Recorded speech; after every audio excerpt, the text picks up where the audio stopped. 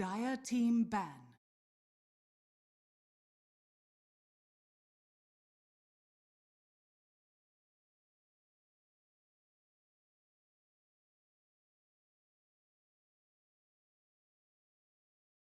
Ten seconds remaining. 5 seconds remaining. Reserve time. Radiant team ban.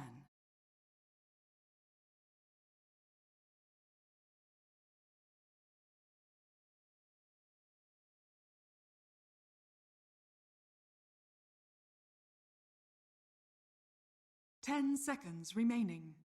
All right, welcome back. Ladies and gentlemen, boys and girls, I'm Bricky CPK, joined by Tsunami once again. We got our final game of the night coming up for the StarSeries League StarSeries American qualifying action. Doo-Wop versus Team Freedom. Team Freedom currently up 1-0 here in this 2-game series. So excited to have you with us. Hopefully you're having a good night and looking forward to finishing off with a great game of Dota here. As expected, a pretty entertaining series so far.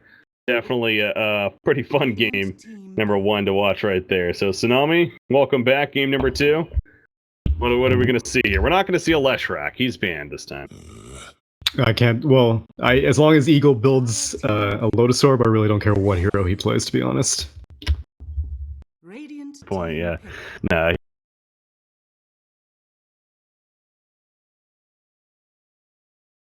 Shadow Demon. Radiant team. Abyssal Underlord. Dire team pick. Invoker. Radiant team ban.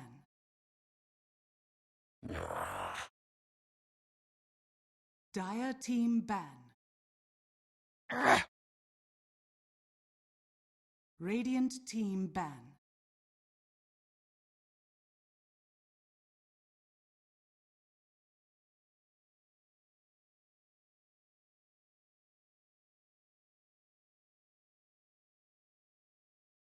Ten seconds remaining.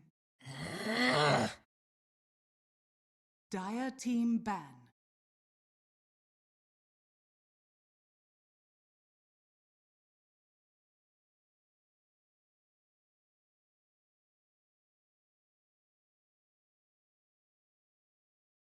Radiant team pick.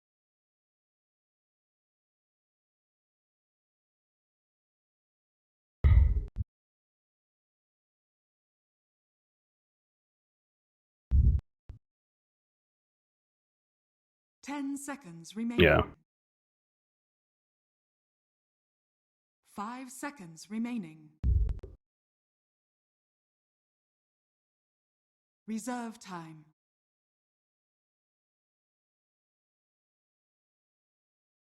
Yeah, I mean, me personally, again, I haven't watched a lot of games with him playing. I just know teams have a tendency to ban it against them when it comes to it. So, but we are going to get another chance to see it here. So we are also going to get another chance to see a Tomato Invoker. And apparently Doo-Wop is still a fan of this Lina pick here. They're going to go with the 3rd pick this time around, the Underlord Shadow Demon. Yeah, this is literally the same draft on both sides for the most part.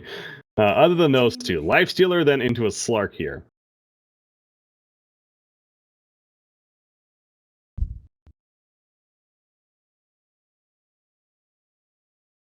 Hmm.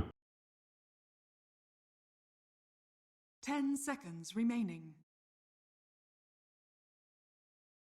5 seconds remaining.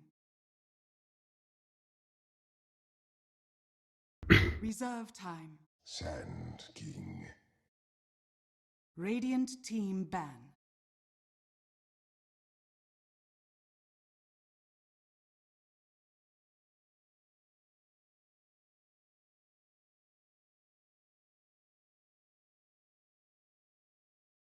Ten seconds remaining. Sand King, again, the transport for Lifestealer, really, you'd expect. So that's what I was kind of wondering about for Team Freedom, what that transport target was going to be, or with the Abaddon Invoker before that, not really the best heroes for that. So, but Sand King, of course, taking the job. But yeah, the Slark pick, as you're talking about, definitely going to be looking to be more active here, I'm sure, for doo-wop and being useful throughout said fights. But yeah, going from not picking up Lina literally in their team history over 100 competitive matches to now back-to-back games. So somebody said something, Biryu, I guess, the one playing it in the previous game, probably this game, that they want to make it happen. I mean, I will say that it could still potentially be a middle Lina. Maybe they'll swap it up even that crazy like, but probably similar to last game I would expect now with that 4th position Lina, excuse me, then. In this game, Team Freedom not actually opting to ban out the Alchemist. They were not concerned about the Alchemist, and yet once again, Shadow Demon Ag is pretty good this game, because this time, last time it was against the Sven, the Great Cleave, which worked out in a few fights, but ultimately Shadow Demon wasn't able to get the proper counter initiation in the last fight. This game, Feast isn't as important of a passive to break, but still, the Purge and the Slow will be very irritating for Lifestealer. But I mean, I'm just theorizing if doo-wop does go for an Alchemist, which isn't necessarily going to be the case. It could be, as I'm having the same thought myself. I mean, not being banned, and 3 out of the 4 heroes are exactly the same lineup. They lost the first game, yes, but they definitely had hope. And, maybe just switching that one position from a Juggernaut to more of a very active core in that Slar could be the difference maker. So I wouldn't put it out of the question, but yeah, they got some options here, got some time to think about it. They also know that now Skywrath Mage is a support hero they're going to be going up against, and he brings, of course, that silence ability, so you have to keep that in mind too.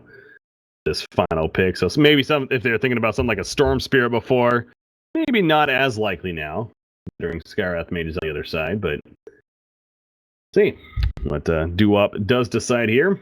Is Shadow Fiend still on the board? No, he was banned. Shadow Fiend and Puck were those final 2 bans there from Freedom, so taking away some solid mid options. OD board. OD's still on the board, though. That one game that we saw him, who was he countering specifically? It was OD the Meepo, that's right. Yeah. Yeah, so you really only see OD if you're trying to counter out a hero, like Sniper or the Meepo, I suppose. In this case, even doo-wop, they're not too confident in going for the Alchemist, and I can kind of see why. Alchemist is a hero that's very, very tanky, and Lifestealer loves pawing away at heroes that have very high HP. Tinker has very low HP, and that Blind can be very, very useful against Lifestealer if Rage is down. They do have a fair amount of catch, I mean, I guess it's really Invoker and Sand King are the 2 heroes that catch Tinker when he's, moving around the map as he tends to do. But so I guess it's actually not a bad Tinker team. Tinker matchup, I should say, the more I am looking at it here. In terms of what he has to worry about. If the Lifestealer is going to be packaged in with that Sand King, then it's going to be great. The concern that I have is I don't know where Sand King's going to get his farm, because his Blink Dagger timing is very important in this game. More so than other games, because a lot of times whenever I see Lifestealer, he usually has a choice. He usually has an early to mid-game option, which is usually something like a Slardar or a Centaur. Here I can get easily in just based off of move speed talent, or move speed spells, like the Sprint or the Stampede. This game, IX Mike needs to use Burrow Strike to actually get the stun on someone. You can't just use it to get in and have Lifestealer uninfest out. So we'll see how much priority Freedom puts on getting IX Mike his farm. Headed towards the bottom lane, of course, and he's going to get that early ward down here. As places it without being seen, it looks like. The middle lane also has the Observer ward to spot on the other side a little further, and so does the Radiant side. So interesting there that both teams decide to place these middle wards here. Yeah, and actually Radiant placed theirs a little bit later, so I'm not sure if anyone was paying attention to mid. It's possible that Shadow Demon placed it just barely out of vision, but I feel like Shadow would have been right there, which would have been seen by the Dire ward, but I don't think anyone on Dire has sentry wards anyway. Eagle actually has, yet again, a straight-up null talisman. Last game we saw him do that on the Leshrac. This game we're seeing him doing it on the Skywrath. That almost feels like lazy, but at the same time, it's like, you know what? It works. He makes it work. So it's very self-sacrificial and very like arrogant at the same time, because he gave like he has no gold, so he bought support items, and then he's just like, I don't need a regen. Regen's for babies. I'm here to annoy the hell out of Tinker with a bunch of Qs, and then who knows what I'll be up to after that. Likes his stats. Obviously, Villa Discord could potentially be a solid item choice too, so it be a nice transformation into that. He so chooses to, but gonna start by harassing Tinker with a lot of arcane bolts, as you would expect. So, yeah, no regen necessary. Just has even the bigger mana pool, and gonna 747 immediately stashes another salve because he knows he's gonna have to go through this one very quickly. That's gonna be. Oh, he might be in trouble. Cold naps. Is it enough? No, it's not. Nice fairy part at the last second, and the final auto attack not enough. And Tomato though, he still wants this. And 747 gets credit for the kill. That goes down to the tower aggro. Man, he was really... I can understand why he went for it, because that one more arcane bolt would have finished the Tinker off, and so went in real deep. I guess on the consolation prize, he is now full HP and full mana, so he can now go to the top lane and do the same thing to a Slark. I'm sure he's not as excited about that, but yes, I guess that's the one positive thing to take from that, getting first blood right there. But yeah, I didn't even notice the last tower hit onto him, and all of a sudden that popped up. And sure enough, first blood in favor of Duop and 747. So talk about that early harassment, how you mentioned he queued up that extra salve, like, okay, this is going to be a pain. And he ends up getting a first blood, actually. So that turns out pretty well, and now he doesn't have to deal with him, as Gareth made his way to the top lane, trying to push out Lena here.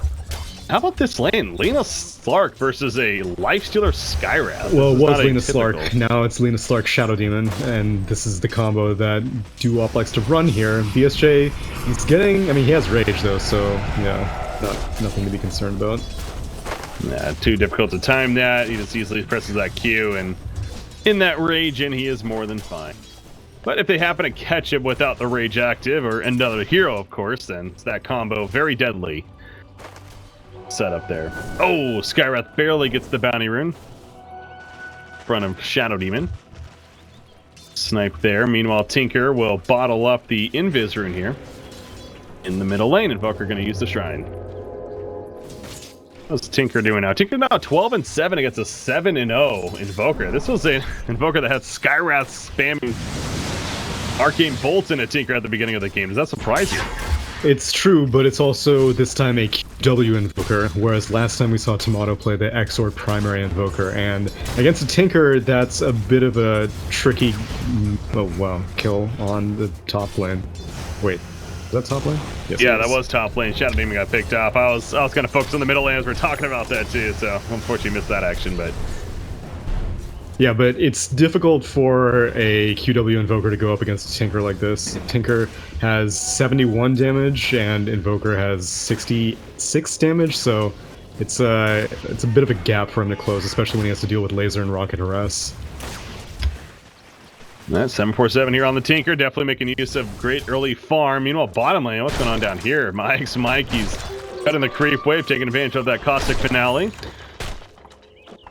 This is perfect. He's very happy to be in this lane right now, and honestly, if I were Duop, I would put more of a priority in making sure that Mike doesn't get effectively free farm, because, I mean, snaking, he's having to tank tower hits, and this is an Underlord who's actually losing the lane 1v1 against another melee hero, and that's something you almost never see. IX Mike, he's just stealing this creep wave. I'm actually surprised he's not dragging it into the jungle camps, but at least middle now lane. It looks like... Oh. Yeah, Invoker going down. That was that setup. They roamed in, and he could not react in time with the Shadow Demon open, so... Great combo. Ends up being a big kill, but yeah, as you're talking about IX Mike, he's doing a fantastic job at the bottom lane in terms of being very smart about it. He has 1,000 gold already saved up. Looks like he is going to finish the Tranquil Boots first. He finds Shadow Demon right here. Spamming the Shrine, wants to be able to click it in time. He does. Now, again, the positive is they forced him to use it at a spot where maybe they didn't want to. Tanking needs to be able to get away, though, for this to be definitely worth it. Rocket coming out. The barrel strike was a little too early there. He dies. Yeah, I don't actually know if Burrow Strike disjoints the rocket, so he may have been dead regardless, seeing as how he had no points in Sandstorm, but yeah, nice timing on his haste rune. And now, after an Invoker kill and a Sand King who I was just now praising, Tinker is having a really nice lane right now. Yeah, 747, just like last game on the Alchemist, is going to try to take early control for his team, and that's some great momentum, but IX Mike on the Sand King comes back to the bottom lane and continues farming as if nothing even happened. He's got the Tranquil Boots, he's got the Infused Raindrop on it now. Top lane, Snake King should be able to port out in time. Just take some good pressure while he's launching that TP out. But Skywrath is setting up down here. Does have the Ancient Seal as well. So the 1-1-1 waiting here though. They want him to go on Slark. Yeah, they know something's up. I don't know if they've seen the Skywrath mage or not. And they currently don't, but they're hunting. Up now they see him. They put him under. This should be a dead Skywrath. Possibly IX Mike though. Not able to disrupt the stun from Lena. Out comes the nuke as well from the Dragon Slave. And actually will get the kill, but it comes at a cost for her own life as the Epicenter was used. And now Slark needs to be able to get on out of here. Darkbacked. Gonna save him. Biryu here though on Shadow Demon. Another Burrow Strike. No, he doesn't have enough mana actually. Wants to dive this though, putting in some more auto attacks. And yes, it is going to be enough for the double kill. No, the for creeps. Mike. PP, yeah. Okay. He's taken aggro by Abaddon right there, so. Back and forth at the bottom lane. 2 for 1 though in favor of Freedom. 2 for 1, but they don't get the Slark. They only got the supports, but still, it's better than nothing. Only had to rotate an Abaddon down and make Yawar waste some time. He actually migrated down to this bot lane after snaking when this Underlord was like, man, I don't want to have to deal with this Sand King. Someone else do it. And so the entire top lane migrated down bot, and it seems like Team Freedom's going to return the favor. Skywrath is in the vicinity as well as IX Mike. I don't know if Biryu, oh, now he spots out everything with that ward. Yeah, gonna Burrow Strike in. The Concussive Shock comes out. The Arcane Bolt. Top of the Silence. Another auto attack should do it. There we go. The auto attack from Sand King actually secures it. And Yara here on Slark, he knows he's in a bit of trouble too. Pounce out before he gets caught. But yeah, Slark has not necessarily been able to have a free farm down here 100%. As clearly is finding some issues as that roam is taking place middle lane. Another EMP going off. Gonna catch 747 there, burn some of the mana. But it does seem like Tinker slight edge, but yeah, Invoker has definitely climbed back a bit himself. Well, Tinker's slight edge overall, but right now he's 800 net worth on top of the Invoker. That's really good, especially seeing as how he hasn't been like using March to spam out creep jungle camps either. He's just basically been sitting around in the lane. And now there's a really nice wraparound going on this Invoker. I don't think Tomato suspects a thing. Nope. And why should he? Because they were smoked up. There's the catch. Soul Catcher comes out. Let's say lands. And the laser from Tinker to finish the job. Sand King, Burrow Strike ready to go, but could not get there in time, of course. And instead will have to just cry at his teammate's death. But his teammates at the bottom lane have it on Skywrath. They're going to continue to push it in as finally we do see a TP though from Slark. And another one coming in as well. Slark. That pounce, he's going to land it on the Skywrath right here. Can Abaddon save the day? They're going for a turn actually on Yara on that Slark. He'll manage to barely live, but a lot of return damage, maybe unexpected. The disruption onto Skywrath, and the chase is on from Underlord. Back here though, who's that cleaning up? That of course be Sand King. He does pick off Slark. He needs to get out of no Sandstorm on him. 3 seconds on that Burrow Strike. Takes the LSA initially, but Skywrath still nearby. Tinker, excuse me, comes in with those bots that he now has, but is not able to really do enough.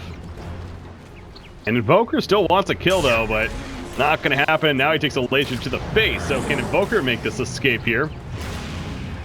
Going to keep running. It looks like he is with the Aphotic Shield. Someone on Freedom definitely died, especially if your Slark just got killed. It was actually a bit, I don't really know if Biryu should have gone for that disruption on the Skywrath at the beginning of the gank, because I'm pretty sure that this Skywrath was dead within the Firestorm, but then there was a little bit of downtime inside of the disruption, and immediately Jubei used Mistcoil and Aphotic Shield on the Skywrath, and Skywrath with his extremely high passive move speed of 325 just zoomed on out, and after that, Sand King was just, like you said, in the backlines, spotted out this really low Slark that just wanted to leave the fight after basically starting the fight, and you up getting the really worst end of that fight big time. Yeah, it's 5-5 hero kills, but definitely the net worth and the experience lead in their favor, and they're pinging this area. They got vision of it. Sentry Ward put down, so they know the ward's there now, but are unable to counter it currently. As Team Freedom continuing to make their way over here. The Shrine is ready to use, so again, you got to be a little careful if you're Freedom and where you position your fight here. BSJ batting away at the tower with that Rage active. Deny attempt, gonna miss. Radiant Scan comes out, so see them over here. Skywrath actually in an awkward spot. Can they chase him down? Rocket gonna be used. He throws the silence on a Tinker. And yep, Lena getting epicentered. Oh, wow, yeah, already used. Not enough damage for the kill, but should be enough in the end. Elsa hits, but Invoker's here. One auto attack should do it. There you go.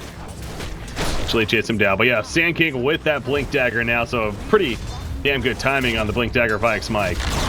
Very Look good at that bottom timing. tower kill. Yeah, now 2 towers gone. That means this map is becoming smaller and smaller for Doo-Wop, which makes the threat of Lifestealer bombs that much worse. Lifestealer has been quietly farming away top of the net worth chart, has the armlet completed, and has another 1400 gold ready to go. I'm curious what BSJ will go for. I would think Echo Saber would be the move, but really there are many options now, especially with your Sand King having such a high start. You could even go for a Desolator if you wanted to. Yeah. But we'll see. That's what I was wondering myself. You know, does he just kind of go that greedy style? Feels like BSJ again. He is one of these players that he has a mind of his own, and he's not afraid to do. I hear he likes Helm the Dominator. So, Sand King, middle lane. Yeah, he's dead. He ain't getting away from that. A little too much there. So, not making the best use of that Blink Dagger, unfortunately. Decision making that time around, but still a lead here for Team Freedom nonetheless. It does look like Skywrath, by the way, is getting that Veil, so yeah, he's going to turn the first Null Talisman, gets a second one, eventually going to finish a full-on Veil of Discord here, but anyway, Lifestealer after that armlet, they obviously got Sand King with the Blink Dagger. You'd figure Team Freedom is maybe going to try to use that here in the near future. They have not made a play yet with it. It's possible they may be waiting for Epicenter to come back, and so now 15 seconds until that, or maybe they'll just group up for a push. Tomato has 4 points in Quas, 4 points in Wax, which, I mean, it's nothing exceptional for an Invoker. It doesn't, like, do anything, but it just means he's pretty well leveled and ready to join into team fights instead of just sitting around Midasing things, which is what we had seen previously from Tomato. Yeah. And now they get in, load in the Lifestealer into the Sand King. Let's see what they can find. Top lane, Abaddon pushing it out. Abaddon's farm, you know, you look at his items currently, not the prettiest, but I think, okay, yeah, he's going to have a Soul Ring finished here, as well as the Basilisk sitting in that inventory, or the stash even, so he's actually got quite a bit stashed up. And, yeah, going to be finishing things here. Okay, actually going to get the Tranquil Boots. And there we go with the Soul Ring, so... Oh, what was that? That was Viryu dying at the bottom lane down here. That was Lifestealer finding him, it looks like, and they did have Sand King, so yeah, they did use the Infest Bomb. Happened not to catch it.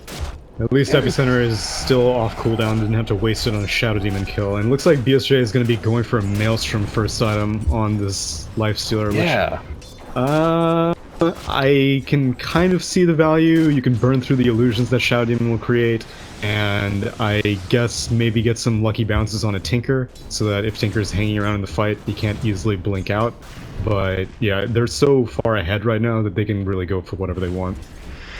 Middle lane, they're trying to catch Tomato here. They do initially with the Pit of Malice, in comes the Disruption. And there's a follow-up, Soul Catcher applied, and then a Guna Blade to secure the kill onto him. So that's a big kill in favor of Doo-Wop. Again, Tomato's Invoker has been very effective in the first game and so far into this one.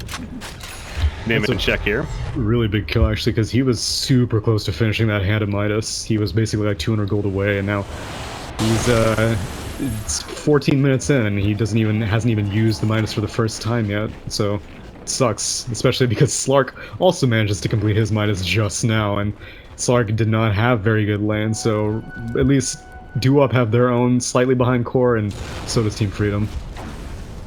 You know, this is kind of is this the same Slark? I think it might be. There was a game earlier in this group stages where there was a Slark player that went Hannah Midas into Yasha, if I'm not mistaken. And I'm wondering if he's going to do that same thing, which, again, it sounds odd. It doesn't sound like it's great. In that game, it just didn't go too well for them. So I wonder if that's what he's going to do here. Shadow Dance, by the way, going off, as he took a lot of return damage unexpectedly due to the Mystic Flare, and they do turn onto the Luna with the Sand King, a Lifestealer combo, again with the Infest Bomb. And now you see Slark up here. He does not have a TP. He's kind of playing the game of, all right, how do I escape here now? Okay, he does have a TP. What am I saying? He did have one. He did. He just didn't have the mana, and so now get some emergency mana after baiting his Lina into a death. That magic amp from the Skyrath Silence.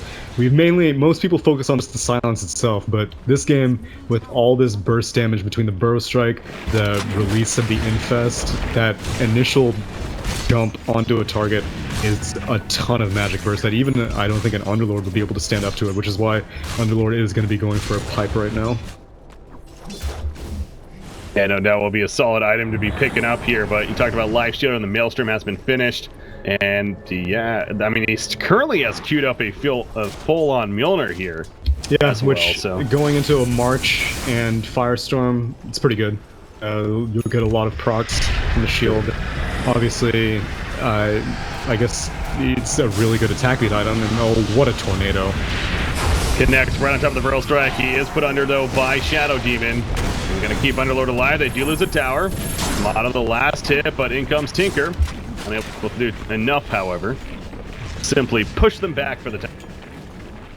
Though Invoker, he did just finally get the Hand of Midas, use the first charge. Of course, the Axe is queued up and going to be coming out again next in line for him, but that's surprising. I guess Tomoto just likes Ag second item because I thought it was because he went for I guess the passive QE style Invoker that we saw last game, that he didn't want to have to participate in team fights until he got that Ag.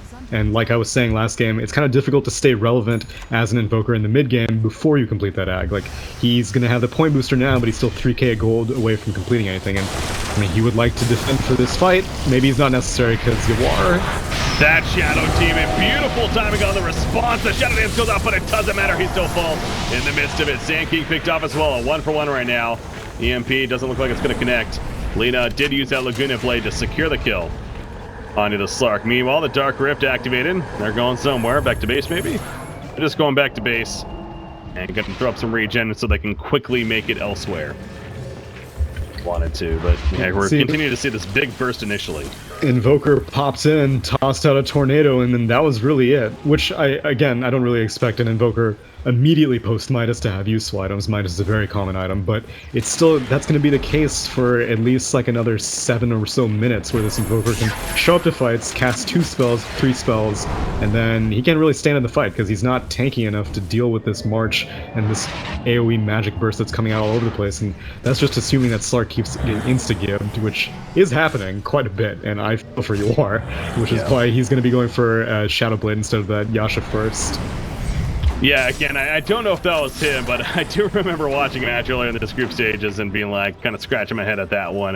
That's not the typical thing, but yeah, the Shadow Blade, more of the routine, of course, on the Slark.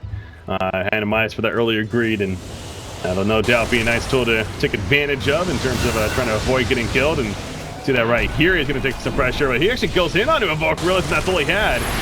Squawk caught, but going to miss there with the Lena combo. Good job by Tomato expecting that. He's taking some good damage to the March still. Needing to get out of that. He does have 9 charges on that magic Bro strike on the Tinker. Oh, does he have life stealer? No, he doesn't. Player in the background though, silence on a Tinker, and yes, enough damage for the kill with the Arcane Bolt. So Skywrath using that Veil of Discord here. Yeah, at first I thought this Veil was going to be primarily defensive because it's a great item on int heroes with, I guess, really good HP regen. 6 HP regen per second on a support hero is perfect because there isn't really that much additional magic damage. I know I was hyping up the amp with the Burrow Strike and the Infest Bomb, but that requires, I guess, it's not always that Skywrath will be in position to do that. And so the Veil I thought would be a kind of a defensive item, but using it to get kills on Tinker, and that was a really important kill. Right now they're going in on Mike again on mid. I'll just walk it off though. Burrow Strike coming up good on, doesn't even need it there. Meanwhile, back to Skywrath real quickly too. Is he building a Rod of Atos? No, he's actually going Dagon here. Okay, I was wondering if he's going to get the Rod here, but wow. Going a Dagon with the Staff of Wizardry. That with the Veil. Okay, so he is definitely looking more offensive. Yeah, so let's see. Veil boosts up magic damage by 25%, and then his Ancient Seal, which is now maxed, boosts it up by 45%, which is overall like a 70% increase on magic damage. That is painful. Does sound pretty damn strong, so that'll be fun to watch from our perspective at least. Not so much for Dewop. Whichever target he happens to catch, but yeah, just being able to burn down that Slark quickly. Okay, it looks like a team disconnect here. Restart Trouter. Restarting that Trouter. Damn Trouters. All right. Throw the restart out and get that fixed and good to go. So Once again, guys, want to thank you for tuning in tonight. We got our final game of the night here, Team Freedom versus Duo Op. I'm Breaky CPK, joined by Tsunami here as my co-caster, and final game of the night. And then tomorrow, there's only one series that's taking place, but it just so happens to be a pretty important series once again. I'm personally not going to be casting it, but I definitely will be watching it, that's for sure. Complexity going to be playing Team NP. If Team NP wins one game in that series, even just one game, let alone 2-0, they're going to be going to Shanghai. They're going to be representing the America region in the main event of the StarLadder iLeague Star Series. However, Complexity pulls off the upset of sorts and they go 2-0, and it will be Digital Chaos going to the main event. So again, Complexity themselves aren't necessarily playing for anything more than just being spoiler, but and knowing them, they're definitely going to take it seriously. They're facing a team in Team NP that they have had a very rough time against in their history, so you know that they would like to actually play spoilers, I'm sure, and get a victory. But yeah, DC, they're going to be, if you're a DC fan and DC themselves, I'm sure they're going to be Complexity fans tomorrow. Event here, so that'll be fun. I'm looking forward to watching that there. Good series. Hope Complexity at least wins the first game, and then it turns out to be like a 90-minute back and forth Naga Siren versus Animage battle. Will they even play, if Complexity does drop game 1, do they play the rest of the series or not?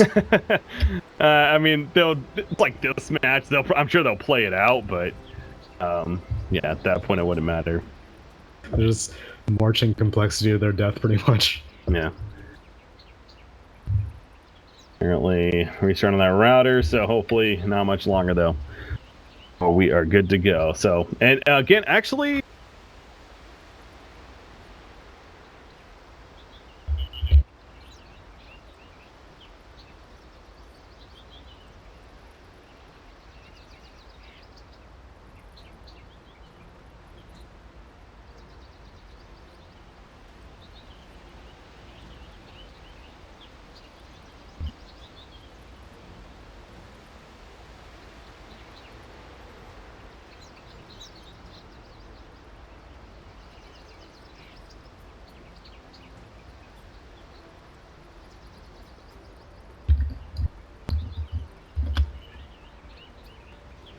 but a large fan base too, so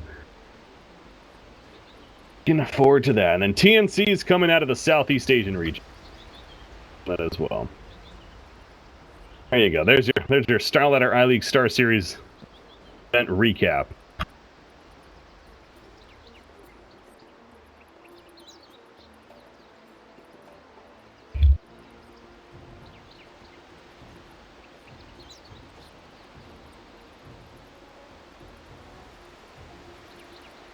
Later part of February, but we still don't know the second invited. Wings Gaming was announced like a month or so ago. My guess is people are obviously speculating either EG or OG, but I don't know. So still trying to figure that out apparently. Let's see who goes. The game though. Enough about all that. Skywrath. Okay, so gonna turn. He misses the Mystic Flare though. And is that going to be the difference maker for 747 to get away? It absolutely is. And now Skywrath, he's in trouble. TP almost happened, actually. That was a hell of an attempt.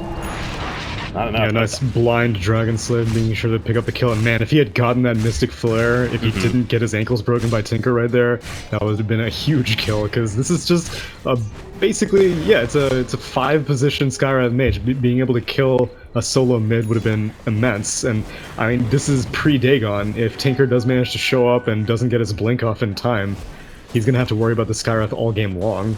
Yeah.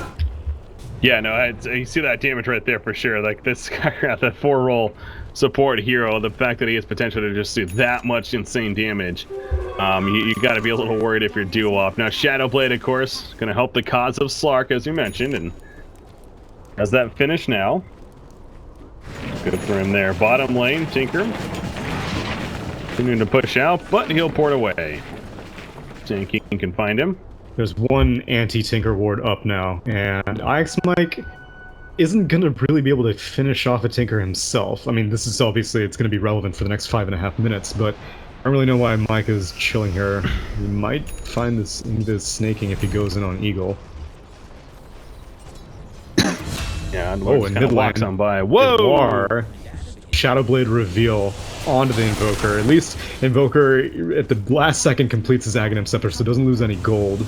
But at least you are finding a way to get back into this game because he has not really been having the best first 20 minutes.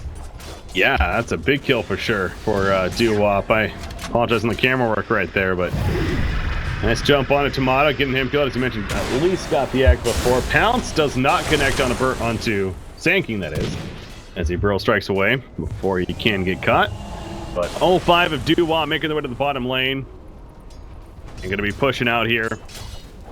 Now the first tower that is actually still up as we get about 22 minutes in, but Ike's Mike, he's nearby. Got an Epicenter, level 2, ready to go. Well, the Skywrath mage here. Yeah, and Mjolnir is fully completed for Lifestealer as well.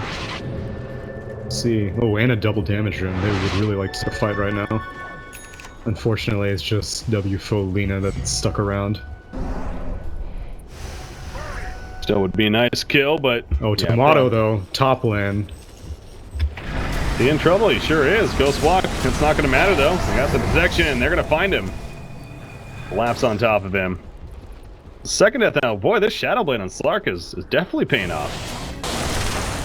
Yeah, this is what Tomato would like to be doing, actually. He's gotten this heavy QW, and he would like to be able to follow up, get some scouting information for the Sand King and this Lifestealer, and then provide the initiation, because, I mean, like we mentioned, the Sand King early Blink Dagger should be working wonders, but right now, Freedom has not been able to find anything past that initial Shadow Demon kill in the Radiant Jungle, which is surprising, because I would have figured with Lifesteal having such a good start, they should have been finding kills all over the place.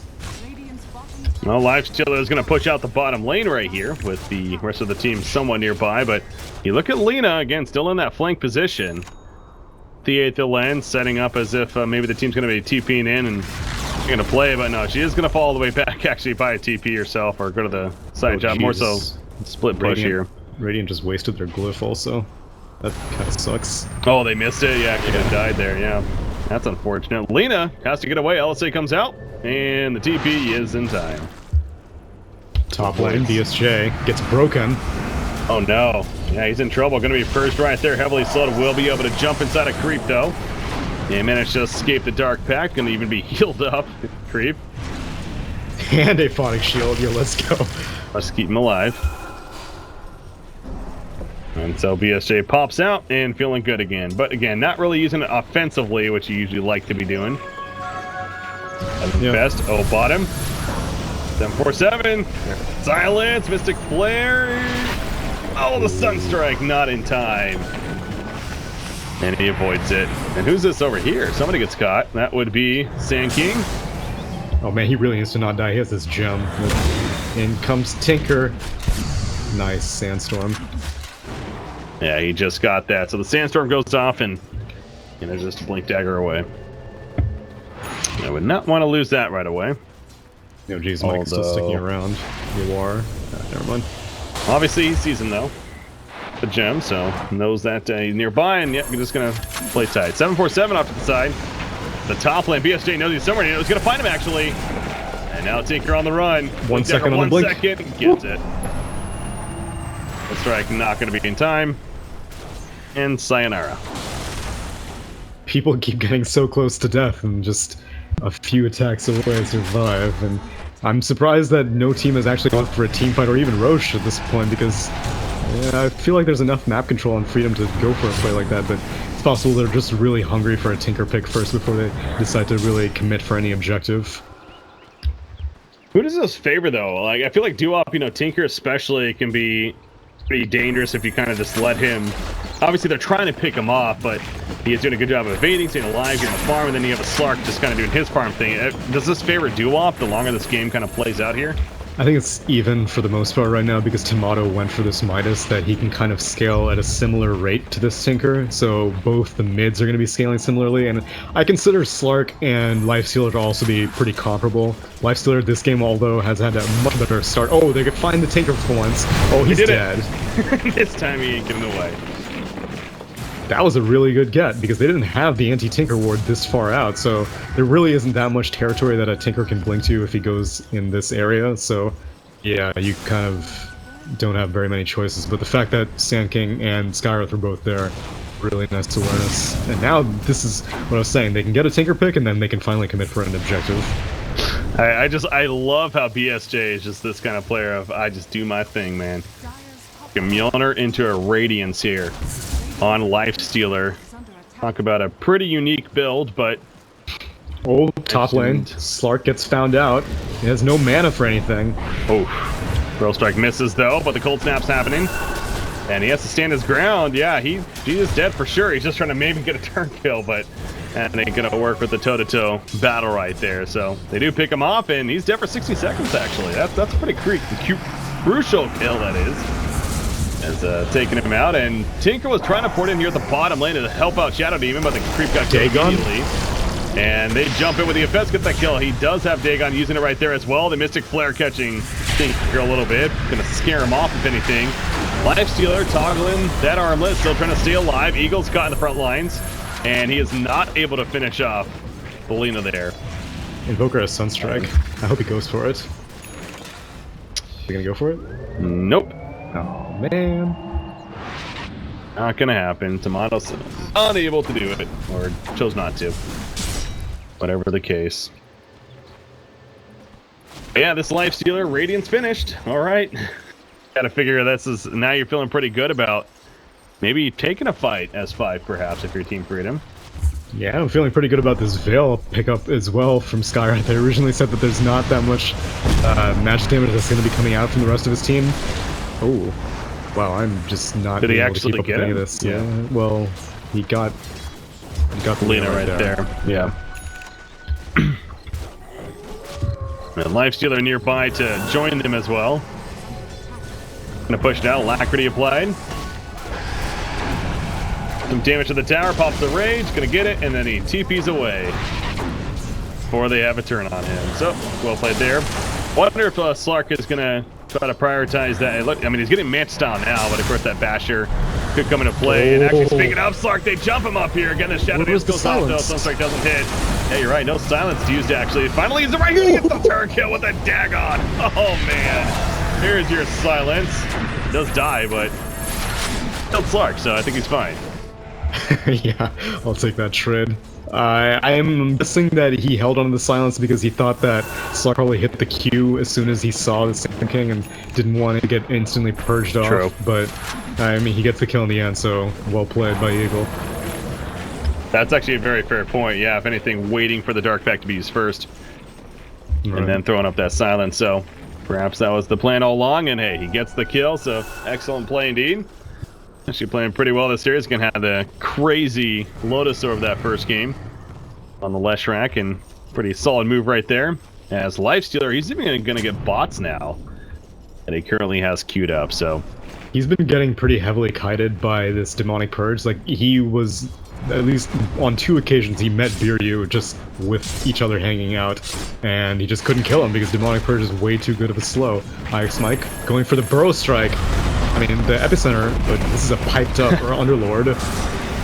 that's not working. And now Ix Mike on that Sand King. He's in trouble. Pops the Sandstorm. In the background, Mystic flares up. The silence on the Shadow Demon. Sand King has to sit inside that Sandstorm, though. They pick off the Skywrath Mage, and he's sitting inside here with the March. The Sunstrike way it's going to miss, it sounds like. And Tomato going to blink on out before he gets caught. Now you see Sand King realizing it's time to get out. DP going to try to use it right here. That's just space creation. BSJ and Jubei in the mid lane take the final tier 2, which means that Shrines are next, and that means Roche will probably come soon after. Yeah, Roche is up, so ready to go. They want to, but as you mentioned, there's a Shrine. And so the top Shrine, the only outer tower now remaining. Top lane, just Tinker nearby, spamming out that March. Yeah, Tinker has to be extra careful now because, as we saw there, he was getting burned by Lifestealer Radiance, so even if he did want to blink out, if he thinks that he's been spotted, he's not going to be able to do so easily. That's definitely a good point. So that Radiance, so you gotta wonder, maybe that is a little bit of the logic of Lifestealer too. happening, I would think so, yeah. Chancellor. Because otherwise, if you want to go for the Radiance, you'll get it earlier than a Mjolnir, because it's a farming item, I suppose, to an extent. But now it seems like it's a utility item to make sure that the Tinker can't easily escape. It just so happens to provide plenty of damage, 65 to be exact. Yeah, they're gonna look for a jump over here. Skywrath up, Yorar, Dark Pact just used. They missed the stun though, and he pops the Shadow Dance just in case. To make sure to get the hell on out of there. So hit that stun, that's probably a kill for sure. Yeah, meanwhile, bot lane Invoker was dueling with Snake King, but Max Atrophy Aura and a Glimmer Cape plus Pipe. Dude has 59% magic resist right now. He's not taking anything.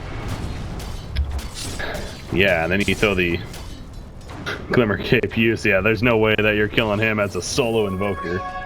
But saying hello, pushing it out. There's the Yasha now and Slark. Oh, yeah, that's right. He's going to Manta earlier. They're going to finish that very soon, actually. Just has enough gold now for that ultimate orb. As, who's this pink? That would be Skywrath over here. Dagon level 1 still. Actually building a Shadow Blade next, so wants a bit of mobility. Gonna try to get away right here, but he's found the scythe to use by 747. That's a new toy of his. And they will secure the kill. Skywrath, so catching off guard with that new scythe pickup from Tinker.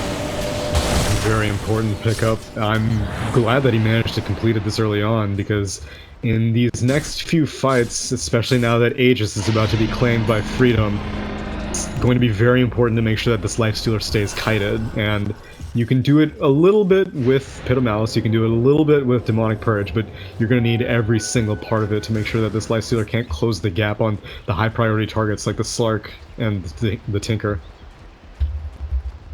Yeah, BSJ here in Lifestealer, he's 4-0-2 in this game. So obviously he hasn't died yet, but hell, look at Abaddon even, 0-0-3. Really have not been too active this game. Again, overall, 15 hero kills, not the craziest amount, as open wounds activated on a Tinker. Chases on from Lifestealer, takes the Scythe, though the Bro Strike stun in, but the Glimmer Cape comes out. Is it enough to save? Yes, it is. A Sun Strike helps secure the kill. BSJ actually got credit for the kill. Meanwhile, Slark sending his ground Shadow Dance pop, and he'll live. Lifestealer does go down in the Aegis. Bring it right back up. Tinker is staying dead, though, by the way. No buyback for a good 50 seconds or so. He's going back in. Blink is applied to him. And now you got that Mjolnir going off as well, but dropping about half life, so need to be careful. It doesn't have the infest. Don't want to go too YOLO. You'd figure without Tinker that they could be able to break this, but proven to be a little more difficult than maybe they hoped. Yeah, especially because Slark is having to play so passively. This gem on IX Mike makes initiation a really tricky affair for the Slark. But he's staying on the outskirts of the fight. He really wants to go in, but as soon as he shows his face, he's gonna get like every single spell thrown at him. All right, well, that's gonna be that. So hell of a hold there by Duop, really, considering they lost their Tinker right off the bat. You can talk about their best counter pusher. That March especially being spammed out, but still able to hold. And Lena, by the way, just got her own Ags. We're talking about last game, didn't end up seeing it. That yeah, Alchemist, but she buys it herself. Farm. Yeah, wow, okay. So then, even Biryu on this Shadow Demon has managed to complete an Aether Lens, so all the supports of Duop are building, I guess, defensively oriented, while the Skywrath is going high aggression. He actually went back for the Glimmer Cape on Eagle's Skywrath, so not getting more levels in the Dagon as some people might be tempted to, and looks like he's going to be going for a 4-staff next. Okay, so yeah, the Glimmer Cape is the pickup. Yeah, it's saw that he had the Shadow Blade queued up earlier. I was kind of curious about that, but Glimmer Cape making a little more sense. Catch down here on Alina. Dead Lena. Did she try to ulti? No, okay. I tried to ulti for a second. Off in the Dragon Slave, unfortunately. Not going to do any damage, and she goes down. So Tomato. 747. Tinker dying again. He would not have a buyback. He is going to make it out before that happens, though. Tinker, by the way, how about this? He's going that Eth Blade. Maybe his choice. More disarm for the Lifestealer, and obviously if he can manage to combine it with a laser, that's a lot of burst damage. And even though Lena's Laguna Blade won't benefit from it anymore now it's pure, Lena's other spells may benefit, but she's going to be dead for another 7 seconds while they try to hold this. And they're going to constantly see the Lincolns being applied to Lifestealer. on the Invoker as they're pushing. AC just delivers, so that's definitely a key item. Here's they're trying to push out a base right here. Ooh, there is a ward there, but X-Mike actually blinked. He blinked on it, and then he just burrow striked away. Had the gem on him, but did not want to stick around for long, so. The ward up, but falling back, picking up Invis, though. Ooh, they're looking to turn back in. Or not. I guess they just don't see them. Go on the bot lane. Meanwhile, over here, the catch on the Skywrath mage. Lena catches her first. Laguna Blade comes out. The Glimmer Kick going to be popped. There we go. The center foot down, Disruption under, and Slark will finish the job. So, you do see Sand King coming in. This is late, though. This is so late, and... Oh! That's an illusion right there, unfortunately. It will pop out. They do jump on a Slark. Pops a Shadow Dance, though. And he has plenty of support nearby. Does do-off, actually. So, YR on the Slark, pouncing away, waiting for that support to come in. Shadow Demon, he went a little bit too close. He's going to go down. X in the background, actually, echoed on Tinker. But now trying to do the big damage, and they do end up taking out Sand King is behind. BSJ trying to survive, no ages or anything like that. Gets the one kill. Going for the second one now, onto the Underlord. Gets it, actually. And so Slark and Underlord dying. Tinker gets picked off. How about Tomato throughout all that, especially? Managing to keep doing work. This is why he gets the ag, and I can definitely see why playing Invoker like a pianist right now, and all these crowd control spells are making life so hard for the Slark, and man, 3 buybacks, but the tower's already dead. BSJ gonna get pitted. He has Rage though, so it's not too concerned, and 747, oh no! Very greedy jump right here on his part. Glimmer Kick putting him under though, and BSJ thinking about going back in, but not gonna be worth it. Laguna Blade to side of him, but not enough damage to be killing him by any means. So he'll fall back. Be the end of that, but definitely a 1-5 for Freedom, and as you said, Voker, he's almost level 25 actually too, so you're gonna add that AoE Deafening Blast on top of that. His arsenal here. Yeah, not that good news for Doo-Wop. Bot, or I guess the Dire Ancients fight, they had BSJ super low, and they all wanted to kill him, but he had that static charge up on the Mjolnir shield, and so if, like, everyone was at critical HP, and it was almost like whenever you see an axe at really low HP and all you can do is right-click him, you're like, I don't really know if I should go for this, because I might die doing so.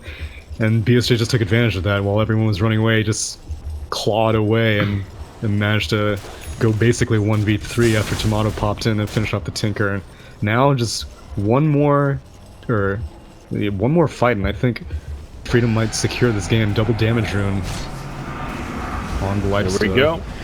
Yeah, that's good to see, and doing plenty of damage. Going to jump inside Abaddon though, and they're going to make their way out of there. So trying to go for the quick tower kill and get out, but they come up short. Not going full retreat though. Abaddon does have that blink, so being inside him still could be worthwhile. Obviously, Doo-Wop, though, doing a good job of not really overcommitting, and BSJ will just pop out and arm up the lane instead. Another 20 seconds before that infest. Going to be coming back up, so a very passive mindset here continues to be played.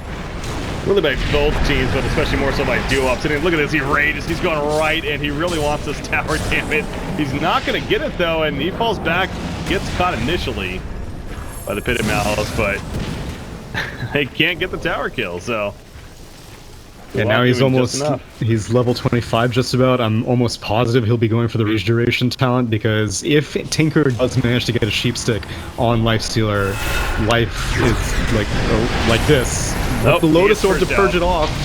Immediately, very well played right there, and now he's going for that Tinker. EMP hits, Mystic Flare, meanwhile, a lot of damage on the Sand King, but he's tanky. Out comes the Meteor. Back Laguna Blade on Ike, Mike down the back on the Sand King, but he'll survive. Viral time on Abaddon, can he get it off in time? Yes, he can. He uses the last second. And he'll go right back up. Nobody dead throughout this so far. Just a lot of back and forth. The tower goes down. And Freedom yet again going to reset. So it's just back and forth. He's still not 25, actually. Granted, Invoker is in. Oh, look at this. Invoker actually went the Tornado cooldown. Minus 15 seconds. So with an Octarine, that's a 10-second or 11-second cooldown on Tornado? That's awesome. 11.25. Is that maybe to catch the Tinker, you think? What's the deal? Yeah, I would imagine for the Tinker. I mean, there's so much potential that, like, Invoker doesn't want to have to get too heavily into these fights to get an AoE Deafening Blast off. And so, even if he does manage to get it, Really, the only disarming worthy target is Slark, and he can just purge it off. Now he finds UR farming, goes for a tornado, we'll have it again in 10 seconds if this fight continues, but he's gonna leave. And just he's right there and gonna be coming off cooldown right now. So yeah, that's pretty crazy. I mean, again, we usually see the AoE deafening blast, but like I said, I've seen it one game before. Now in that game, I do remember it was more of like a counter push strategy, if anything, as they were actually kind of behind, and so he got it for that purpose of pushing out with the tornado constantly, and they ended up winning the game, if I'm not mistaken. Whoever that was. Anyways, it was fun to watch.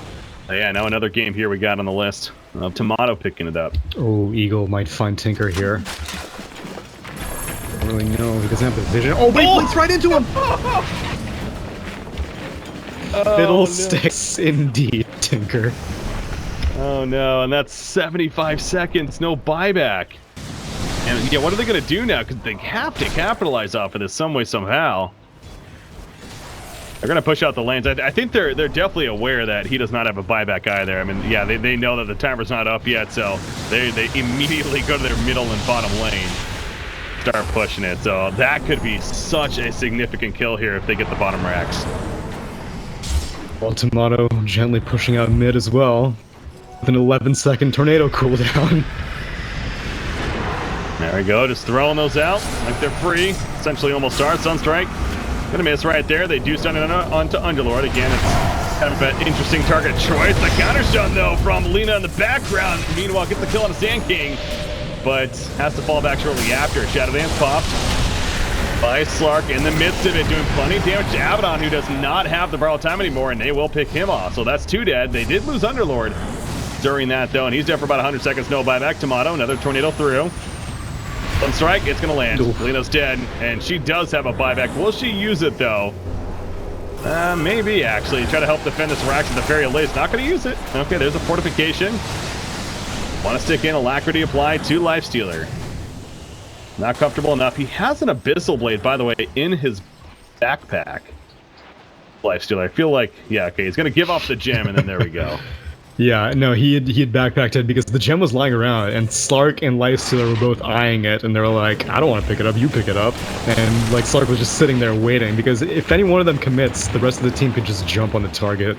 But BSJ goes for it, and it's 2 for 2 heroes, and they get a tier 3 tower out of it. But now Roche is up, and so that was an ageless fight as Invoker just now Sunstrike the pit. So Team Freedom, they have all the cards right now. They have very aggressive wards, and right now Doo-Wop doesn't really have any idea about the status of Roche. It's a late respawn, so they can guess, but I mean, Team Freedom will take it so quickly, I don't even know if they can react. Interesting about the Abaddon as well. I know you're even talking about last game, the possibility of seeing something like that Ags and how powerful that can be. Yeah.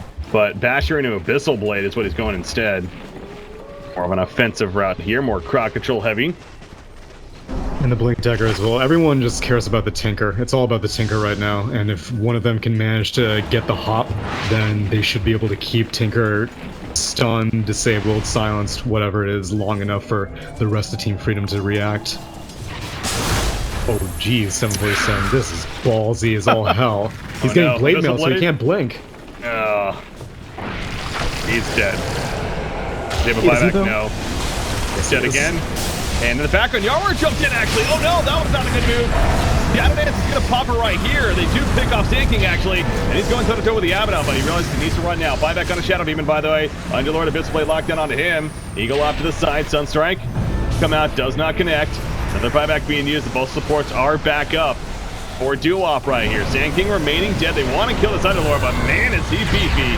He's gonna pop the Shivas, go for the turn, and actually they do kill Skywrath Mage in the background. So Doo-Wop managing to make some plays right here. Slark, even though he got low initially, popped the BKB, the Shadow Dance, and he made it out. Now he's ready to go, full life, nearly full mana. Well, the Deafening Blast pushing him backwards. Life still sitting on him now, but he pops Mana Style with the open wounds on him. He'll start getting away. Another tornado though, throwing him up in the air. That Sunstrike's gonna miss. And Yara will just pounce away very defensively. These racks are still up though. They just cannot get any damage on the racks. And Freedom again, they may ultimately have to start falling back here. Tornado up in 15 seconds. Another tornado spamming through again, but Yara, he's feeling comfortable. Does have a Shadow Dance. Gonna leap away. The Ice Path hits. Meteor comes out, but the Shadow Dance popped. And now Invoker's locked down. Is Invoker in trouble right here? They're gonna chase him down. The Shadow Dance puts him under. Be a dead Invoker. And Tomato, another tornado yet again. Deafening Blast, pushback right there with the refresher as well. The lockdown now with the Master Yara though. Going with BSJ. Who's gonna die first? It's gonna be BSJ. Another tornado comes out.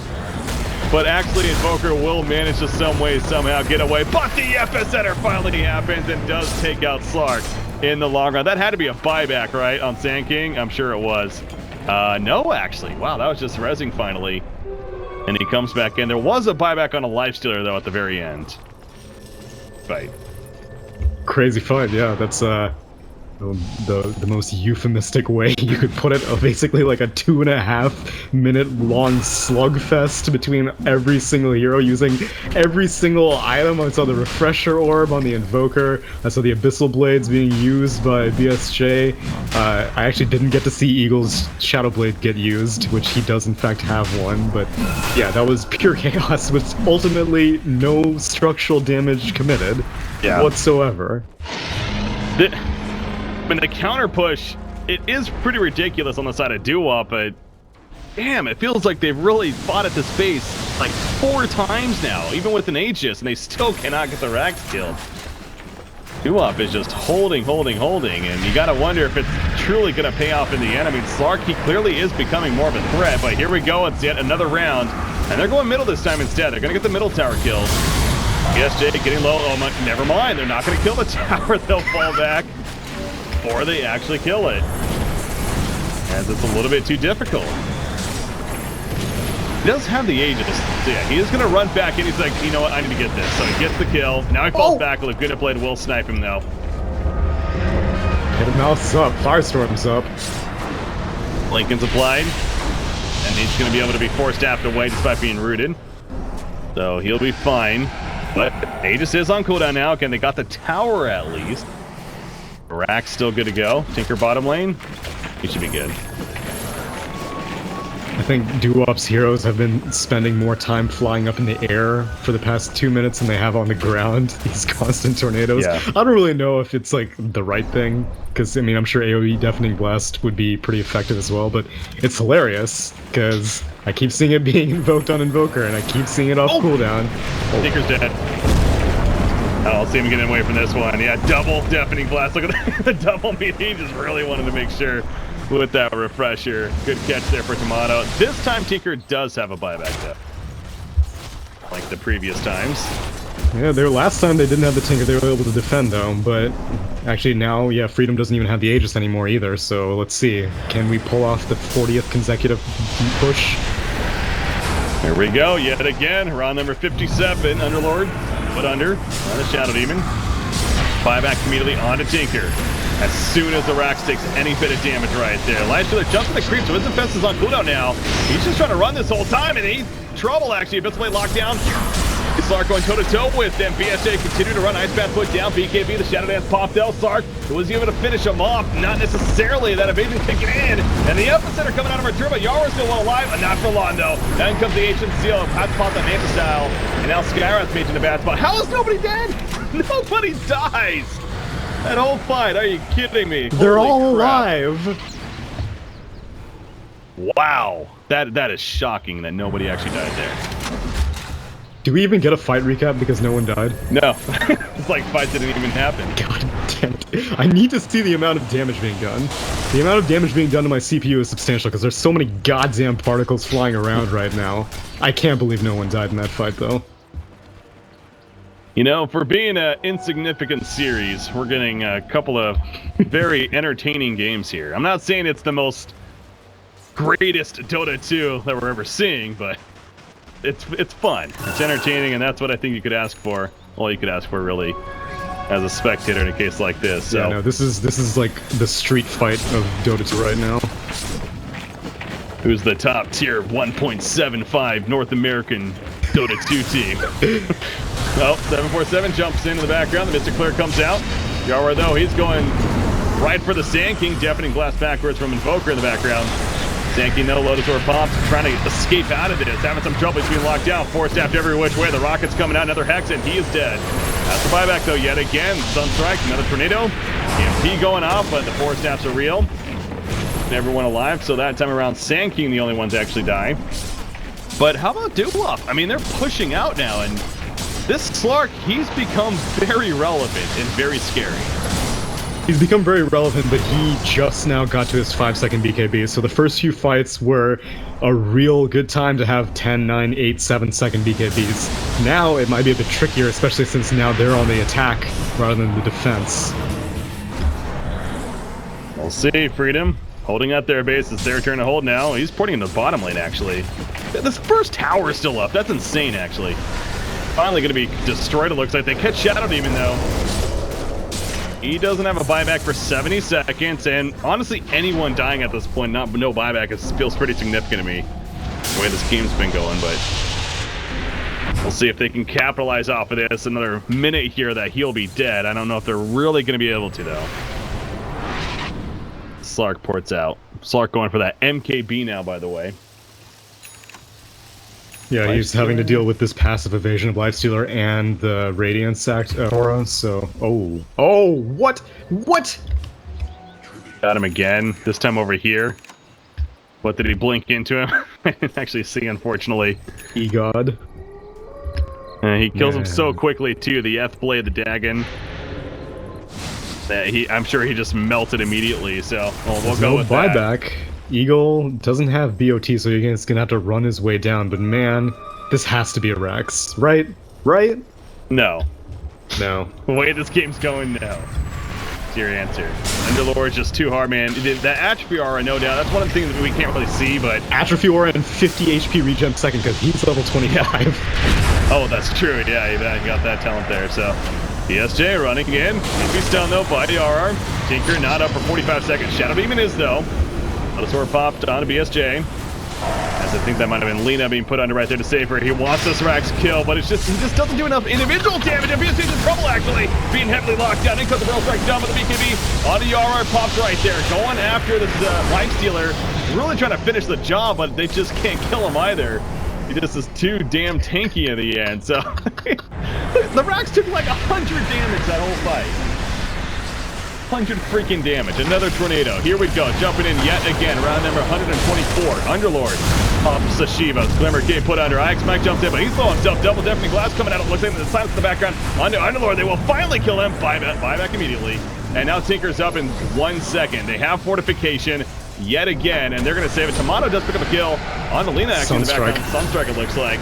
And now BSJ really wants it. They finally get it. The Rax is destroyed. GG, well played. Game's over. No, not actually.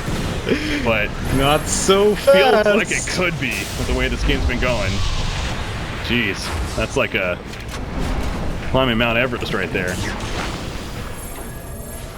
Oh, they're still hanging around. Reset. Oh god, just look how safe they're playing. This is insane. Dewop, I mean, you can't blame Dewop because they have to. This is what they have to do to win. But, man, it is boring to watch when it comes to them just sitting in their base. Oh, man. Right now, Team Freedom, like, just constantly, like Sisyphus, trying to constantly push that boulder up the hill, and it just never works. At least they finally get the melee Rex. Part of me wonders that, like, why didn't they just go for the range Rex if they knew it was going to take this long? They just kept chipping it away and getting, like, no damage done. It would regen back up. I felt like there was a treant in this game for a second, the way that Dewop has just managed to hold on to all their structures. If it took that long to take one tier or one melee Rax, I don't even want to imagine what it's going to take for these next 2 wins. This is a 90-minute game in the making at least. At this rate, 55 minutes in right now, so it feels like we're just getting started with finally the Rax kill. Do we have any other fresh 25s to look at here? Let's see. So that's true, yeah. We've talked about Underlord. Slark went for 3-second Pounce Leash. Oh, okay. So I can definitely see why Lifestealer is getting very irritated by that. Sure. Lifestealer, as we said, went for the Rage duration. Abaddon, what has he gone for? Went for 200 aphotic shield HP. So... I would figure that strength. Okay. That's what I would have thought as well. Especially seeing as how Abaddon is a strength hero himself. He's built these right-click items. Yeah, I'd have thought strength would have been the play, but alright, whatever. Invoker, as we said, went for Tornado cooldown reduction. And now Skywrath is going to be next on deck, and he gets multiple ancient. Or no, oh wait, oh no, never mind. That's his ag. Yeah, he can get 14 mana regen or 4-second ancient seal cooldown, both of which are pretty good. Yeah, I was looking at that one. I haven't been necessarily noticing his mana pool in these fights, so obviously if he feels like he's maybe having... I mean, there's a lot of sustain going on. So if he feels like these fights are lasting forever, which they kind of are, and he's running out of mana mid-fight, then yeah, I think the 14 mana regen for sure, but... Yeah, I think he's a bit shy about using his ult, because his ult is 800 mana, which is basically like half of his pool, so we'll see. Might not even hit level 25. Actually, what am I saying? This game's still going to go on for another 40 minutes. He's going to, yes. Anyways, here we go. The jump on Yara, pops the Shadow Dance immediately. Abyssal Blades on each other, actually, going to stand toe-to-toe with one another, but he gets healed up, and they burst down tanking in the background. PSG, though, going after the Underlord. Meanwhile, he's taking the auto attack from Sark in the background, adding up those charges, and PSG will fall 120 seconds. He does have a buyback, though, so this time it's actually Doo-Wop holding off Team Freedom bigger. They're getting kills, and they make an Invoker as well. What happened to Slark all of a sudden? It feels like he's just high-shotting people. Invoker will barely live, but down goes Abaddon. And he's going to stay dead, actually. Skywrath made similar story. Edblade ain't going to save him. He'll fall too. And they clean them all up. The ranged Rax actually stays alive there. Invoker, the sole survivor. That damage on Slark, man. Slark, it's partly the damage, but now he has finally completed that MKB, which means that Lifestealer can be made much quicker work of. Oh man, okay. Tomato. It's Tornadoes. Back on Eagle. Yo, is this the death push? No, of course not. They're just gonna back off. No, the buybacks, if anything, get the buyback to be used, so if they can, but no, they're not even gonna go all the way. Here's a Divine Rapier clicked. I love that. Well, what is he replacing, though? The BKB? He wouldn't do that, would he? I'd probably go for the Silver Edge, I think.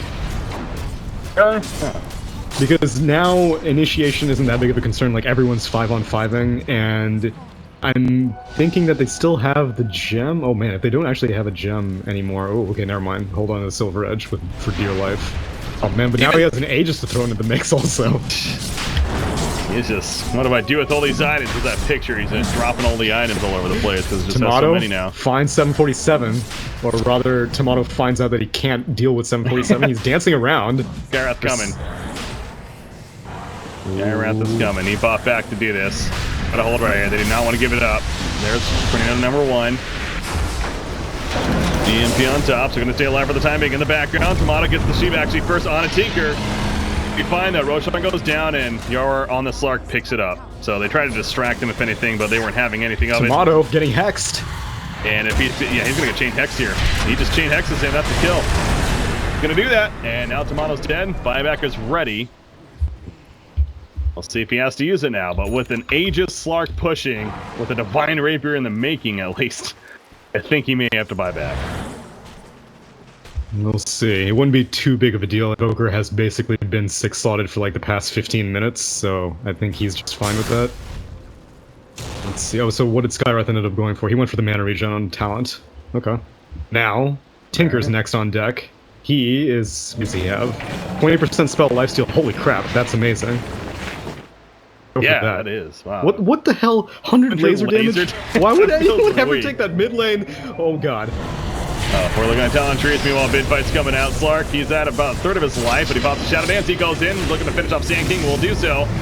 King has the buyback. No buyback getting a poke. Remember, we're talking about that. I guess the tower is still up. Abaddon, he is gonna get the borrow time up, of course, and he'll be fine. Aegis popped by Slark here.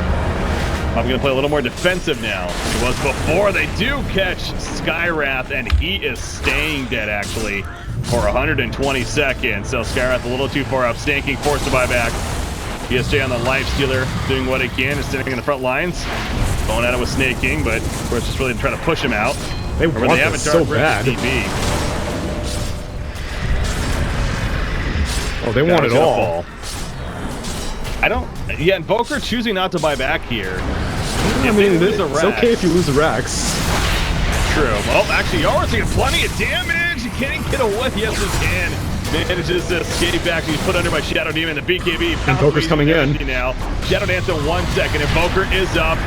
He is going to be healed to full. Is that Slark, by the way. Meanwhile, the Hex in the background. Actually, Lifestealer getting really low. Lifestealer's dead. Will he buy back immediately? Not just yet. There we go. He does buy back. Invoker. Again, he still has the buyback, remember. He didn't use it right there. He just simply resurrected. Lena, Oh, meanwhile, nice pushed force forward. staff. She's going to die. Now the sheep in the background onto Underlord. Science Oh, right there, but Slark is still hanging about. He wants to go for the life steal. The Abyssal Blade pop. And there goes the Rage, though. Again, toe-to-toe. Who's going to win this battle? Abyssal Blade counter onto Slark, but Shadow Demon again puts him under. So let's reset that fight once again. Slark jumping back in, going for the Abaddon. Another borrowed time. It's insane how long it takes these racks to actually die, but it looks like the melee racks is finally going to be falling soon. Unless Slark, he gets caught up right here. There we go. Melee racks goes down, but now Slark, he's very low. Shadow Demon has another put under, but pops a Shadow Dance. Will survive the Sunstrike. That might have hit actually, but he stays alive. In the background, they do finally kill Snake King, and now Viryu here on Shadow Demon also going to go down. Another buyback on Underlord. And look at this bottom lane, that's why. Creeps were doing work down here during all that. Shout out to Creeps being able to get a Rax quicker than a team of 5 can. You know, whatever. No big deal. Everyone is level 25 except for the Lena now, so what did Tinker go for? What? He went for the laser damage? Are you kidding me? Are we missing something? I mean, with the Ags, sure, but I Tomato's not missing Slark right now. Now just oh no, pops the BKB, and now Tomato regretted this immediately! I immediately regret my decision. Fine, Rapier, Rex, Invoker, just learning this. And he's dead for 90. Again, he didn't buy back last time though, so still has that. Look at Lifestar. Now he's actually building into a an Orchid here. I mean, we're just seeing these mind games coming out, just like building. Like, could you argue that maybe he should actually think about getting a Divine Rapier himself? I'm baffled that he hasn't gotten a Moon Shard yet. How has that not happened like 20 minutes ago? But I don't know. Nothing makes sense anymore. Yeah, Slark has 7,500 gold. He could also just get that Moon Shard and eat one if he wanted to. So, yep, which is what he does. Did he? Okay, there you go. So now 3,500. He does have enough for the buyback, I'm pretty sure. We have a walking courier in the mid lane. What's on it? Nothing. Oh, I see. Oh, I see. On your mission, courier. Okay. Bit of Malice. Gets Jay on the life stealer again. This before they locked down, but he's going to be fine. Infest jumps. Silence in the background by Skywrath Mage onto Tinker, it looked like, but he runs back. Underlord caught. Going up in the air, pops a Guardian Greaves, trying to run this whole time. Oh, E-Blade defensively. Yeah, that's going to keep him alive against his auto attack, so very smart play right there. He's going to keep walking away, but actually Lifestealer does chase him down, but again, Shadow Demon now stays in. Wheel up here, Sarko, he almost got the Sunstrike, but he's going to fall actually, and the Divine Rapiers now on the ground. Who's going to pick it up? Somebody needs to just drop something. I think Sand King actually... Oh, it's my boy Abaddon. Okay. Let's go, Jubei. He does have a basher. Go with as well. Use that 25 strength, though. That would have really rounded it out. It's now a Divine Rapier down, and now it's Team Freedom's turn. Oh boy. Actually push back in. Oh boy, indeed. Yeah, the only logic I can make with the laser damage is that it's with the KOE. That discussion. No, but he doesn't have an ag. You're right, yeah, he doesn't have an axe anymore, so... Yeah, I don't understand it. Huh. Yeah, that over 20% lifesteal, that seems odd, but... Maybe we're missing something, I don't know. Oh, let's see, I didn't talk about Shadow Demon yet, went for... What? Why would you go for the Shadow Poison? Am I high? Do I not know how to play this game or something? He doesn't have an ag, granted. But still, plus 400 damage? That makes it's 800 damage nuke? What? Shadow Poison. But Shadow Poison. You can cast... I mean, to be fair, the benefit of the Shadow Poison is the counter push aspect. Granted, do they really need more counter push? I don't think they necessarily do, so maybe that's what he was thinking with it, and just the ability to just apply... And these fights are lasting a long time, so maybe it's that logic that with all the sustain, I'm going to apply a lot of poison and damage that way, I guess, but... Yeah, we're seeing some level 25s that normally we don't get to talk about, but because of this game, we do, and... Oh yeah, speaking of which, the other one, Sand King also went for 50 HP regen. It's Sand King and Underlord dueling with these obscene amounts of HP regen. That's true. That is true. Yeah, and there's people actually bringing it up, which is... I can see the point now in hindsight that getting a Divine Rapier on Slark might have been a poor choice. considering that at that point they were starting to actually kind of be ahead. I mean, they were down a racks to be fair, but it felt like they were starting to be pretty dangerous. I mean, you could argue maybe Slark, get another big damage item instead.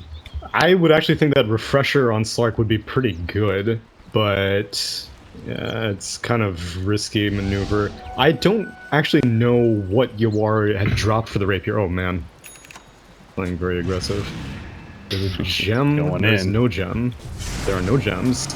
They do have a gem summon. That's all right there. But anyways, they jump Skyrath first, and Skyrath is dead again. No buyback on him. Will this transition into Roshan? Or will they try to go mid? Gem on a Ben. Okay. Rosh is not have it yet. Oh, that's right. So they're gonna push out a lane instead. Obviously, middle already cleared. To the top lane. Yo, Invoker should be tossing out tornadoes to make sure this lane can't get into the base. Yeah, not doing that yet. I'm a little curious about that. Well, Lifestealer instead of stand there and push out with the rage up. They're like almost aggroing into their base right here. They want them to fight at the tier 4s is what they're saying. So they're really trying to bait them out, really. But what did Lifestealer drop to hold this Orchid? Did he have his armlet that late? I don't think he did. Yeah, I was wondering that too, because I actually didn't catch that. But anyways, in the background, Jimmy with that Divine Rapier, remember, it did plenty of damage on Alina. Little surprise, but now if you're having on a you gotta be careful. The borrowed time pot, but that's gonna be wearing off. So yeah, he gets away immediately. Had to see Lifestealer take a look at blade Epicenter in the background though. Luna managing to live this whole time. Skyrath still just remaining dead, of course, from earlier. Slark and a pounce is gonna miss. Nice shield scepter by Ike's Mike. Lotus Sword, I'm not gonna see him against the sheep, but that'll be wearing off any second right now. Gets the sheep on a Tinker right here, actually, in the background. Now you are. He's going at it with Lifestealer again. The Sunstrike coming out. Underlord gets a good damage, but Lifestealer man and Baller right here. Yep, he's dead for 130 seconds. No buyback. That could have done it right there. Oh, and now he has buyback. Oh, now he has.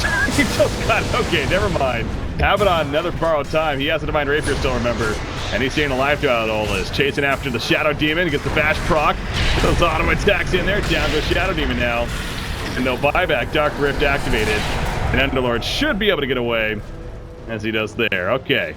Bottom lane. What was going on there? I guess Skyrath is maybe pushing it in. We all know Skyrath is the best split pusher in the game, of course. Yeah. Oh, top lane. Yawar still is in the area. He has a BKB. Might have to BKBP. Oh, but the bash? No, Judy can't get in. He's like, move. Gonna get in there. No blink ready. And makes the escape. Some real Dota being played here, I must say. Yep. Certainly is. 70-minute match approaching here.